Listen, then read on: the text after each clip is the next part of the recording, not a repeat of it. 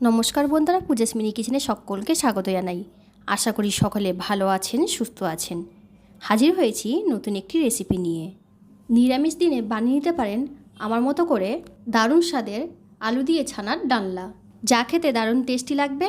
আশা করি আপনাদেরও ভীষণ ভালো লাগবে। আমার এই চ্যানেলে ঘরোয়া রেসিপি সহজে দেখিয়ে থাকি, যা আপনাদের নিত্য প্রয়োজনে লাগবে। চলুন শুরু করা যাক আজকের রেসিপি। ছানার ডালনা বানানোর জন্যে এখানে হাফ লিটার ফুল ক্রিম দুধের ছানা কাটিয়ে নিয়েছি। যখনই কোনো ছানার কিছু বানাবেন তখনই চেষ্টা করবেন যেন ফুল ক্রিম দুধ থাকে। ছানাটাকে ছাঁকনি দিয়ে ছেঁকে জল ঝারিয়ে একটা প্লেটে তুলে নিয়েছি। এদিকে নিয়েছি মাঝারি সাইজের আলু। যেহেতু এটা আলু দিয়ে রান্না করব, সেই জন্য আলু নিয়েছি। আলুটা খোসা ছাড়িয়ে ধুয়ে ডুমো ডুমো করে কেটে নিয়েছি। আর নিয়েছি দুটো কাঁচা লঙ্কা। নিয়েছি একটা বড় সাইজের টমেটোটাকে ভালো করে ধুয়ে গ্রেট করে নিয়েছি। আপনারা চাইলে এটা মিক্সিতেও পেস্ট করে নিতে পারেন। আর নেব ধনেপাতা কুচি করে কেটে একটা বাটিতে জল দিয়ে ভিজিয়ে রেখেছি, যাতে ময়লাগুলো তলাতে বসে যায়। এই রেসিপির জন্য বানিয়ে নেব একটা মশলা। তার জন্য একটা বাটিতে দিয়ে দিলাম হাফ চামচ হলুদ গুঁড়ো, হাফ চামচ লঙ্কার গুঁড়ো, হাফ চামচ জিরের গুঁড়ো, হাফ চামচ ধনিয়ার গুঁড়ো। আপনারা চাইলে জিরে বেটেও ব্যবহার করতে পারেন। দিয়ে দিচ্ছি হাফ চামচ আদা বাটা। দিয়ে দেবো অল্প জল, আর সাথে দিচ্ছি পরিমাণ মতো নুনটা যেহেতু আগে দেওয়া হয়নি, সেই জন্য এখন দিয়ে দিলাম।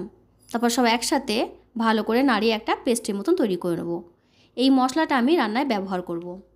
গ্যাসটা অন করে কড়াইটা বসিয়ে দিলাম। কড়াইটা গরম হতেই দিয়ে দিলাম সর্ষের তেল। এখানে পুরো রান্নাটা আমি সর্ষের তেলে করব। আপনারা চাইলে এই রান্নাটা সাদা তেলেও করতে পারেন। তেলটা ভালো করে খুন্তি দিয়ে নাড়িয়ে দিলাম। তারপর দিয়ে দিচ্ছি কেটে রাখা আলু আর অল্প একটু নুন দিয়ে আলুটাকে তেলের সাথে 2-3 মিনিট ধরে ভেজে নেব। আলুটা ভাজার সময় গ্যাসের ফ্লেমটা জোরে রাখবো। আলুগুলো ভাজা হয়ে গেছে। এবার আমি একটা হাতা দিয়ে তেল ঝাড়িয়ে ঝাড়িয়ে আলুগুলোকে তুলে নেব। ওই তেলেতেই ফোড়নের জন্য দিয়ে দেবো একটা তেজপাতা, একটা শুকনো লঙ্কা, অল্প সাদা জিরে। ফোড়ন থেকে সুন্দর গন্ধ ছাড়তেই দিয়ে দেবো গ্রেট করা টমেটো। 1-2 মিনিট তেলের সঙ্গে ভেজে নেব, যতক্ষণ না টমেটো থেকে কাঁচা গন্ধটা চলে যায়। কিছুক্ষণ নাড়ানোর পর টমেটো থেকে কাঁচা গন্ধ চলে যেতেই দিয়ে দেবো ভিজিয়ে রাখা মশলাটা দিয়ে কিছুক্ষণ কষিয়ে নেব। যতক্ষণ না মশলা থেকে তেল ছেড়ে আসে ততক্ষণ পর্যন্ত কষিয়ে নেব। মশলাটা কষানোর সময় গ্যাসের ফ্লেমটা মিডিয়ামে রাখবো। আমার চ্যানেল এখনও সাবস্ক্রাইব না করা থাকলে চ্যানেলটি সাবস্ক্রাইব করার অনুরোধ রইল। আর পাশে থাকা বেল আইকনটি ক্লিক করে অল নোটিফিকেশন অন করবেন, যাতে আমি যখনই কোনো নতুন ভিডিও আপলোড করব তখন তার নোটিফিকেশন আপনাদের কাছে পৌঁছায়। আপনাদের একটা সাপোর্ট আমাকে আরও নতুন নতুন ভিডিও বানানোর ইচ্ছা জাগিয়ে তুলবে। আশা করি আপনারা আমার সাথে থাকবেন, পাশে থাকবেন। কেমন লাগলো আমার এই সহজ সরল রেসিপি ভিডিওটি পুরো দেখে কমেন্টে জানাবেন। ভালো লাগলে লাইক করবেন, সাথে প্রচুর শেয়ার করবেন। মশলা থেকে তেল ছেড়ে এসছে, দেখুন কতটা সুন্দর কালার হয়েছে।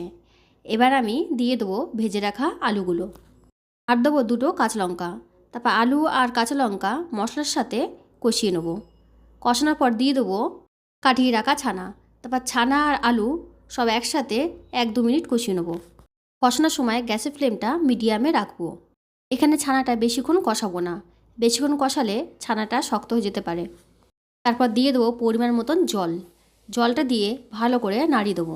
এখানে জলটাও বেশি দেবো না, যেহেতু এটা ছানার ডালনা, তাই জন্যে কম দেবো। জলটা দিয়ে ফুটে উঠতেই ঢাকনা দিয়ে ঢেকে দেবো 10 মিনিটের জন্য সেদ্ধ হওয়ার জন্যে। 10 মিনিট পর ঢাকনাটা খুলে দেখে নেবো সেদ্ধ হয়ে গেছে কিনা। তার জন্য একটা আলু ভেঙে দেখে নেব ভালোভাবে সেদ্ধ হয়ে গেছে। এবার গ্যাসের ফ্লেমটা জোরে দিয়ে ফুটিয়ে নেব। রান্নাটা প্রায় হয়ে এসছে। এবার আমি দিয়ে দেবো স্বাদ অনুযায়ী মিষ্টি, দিয়ে দিলাম অল্প চিনি, আর অল্প একটু গরম মশলা, আর অল্প ঘি। সব উপকরণ একসাথে ভালো করে নাড়িয়ে নেব। গ্যাসের ফ্লেমটা জোরে দিতে তাড়াতাড়ি ঝোলগুলো শুকিয়ে গেছে, বেশ মাখা মাখা হয়ে গেছে। এবার আমি দিয়ে দিলাম কেটে রাখা ধনেপাতা কুচি। ধনেপাতা দিয়ে আবারও নাড়িয়ে দেবো। দেখুন বন্ধুরা, রেসিপিটি কত সুন্দর লাগছে। এই রেসিপিটি এইভাবে একবার বানিয়ে দেখুন, আপনাদেরও ভীষণ ভালো লাগবে। রেসিপিটি হয়ে গেছে। গ্যাসের ফ্লেমটা অফ করে এবার একটা প্লেটে ঢেলে নেব। তৈরি হয়ে গেল দারুণ স্বাদের আলু দিয়ে ছানার ডালনা। যে কোনো নিরামিষ দিনে চটপট বানিয়ে নিন এমন ছানার ডালনা। এই রেসিপিটি রুটি, পরোটা, লুচি সবার সাথেই চলবে। আবারও চলে আসবো অন্য কোনো নতুন ভিডিও নিয়ে। ততক্ষণ সুস্থ থাকবেন, ভালো থাকবেন। ভিডিওটি দেখার জন্যে সকলকে অনেক ধন্যবাদ।